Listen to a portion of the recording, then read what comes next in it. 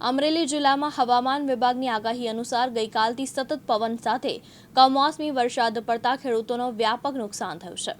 સાથે ઉમરિયા ગામે તરસ્યા પરિવાર દ્વારા પિતૃના મુક્ષાર્થે શ્રીમદ ભાગવત સપ્તાહનું આયોજન ચાલુ છે। આ કમોસમી વરસાદ માવઠું પવન સાથે વિઘ્ન બનતા ભાગવત સપ્તાહના મંડપ ઉડાડી નાખ્યા હતા અને વ્યાપકપણે નુકસાન થયું હતું। ભાગવત સપ્તાહ આયોજન વિખેરાઈ ગયું હતું અને આયોજકોમાં નારાજગી જોવા મળી હતી। જો કે કોઈ મોટી જાનહાનિ થયેલ નથી।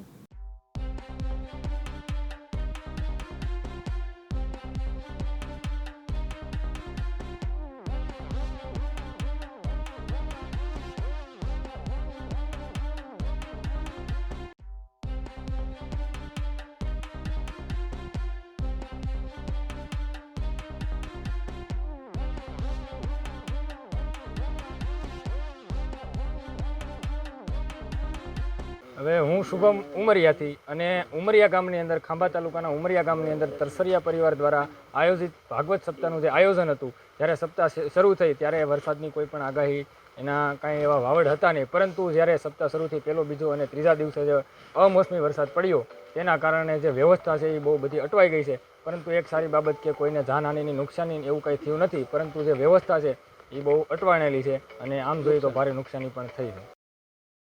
રાકેશ પ્રજાપતિ, દિવ્યાંગ ન્યૂઝ, ખાંભા, અમરેલી।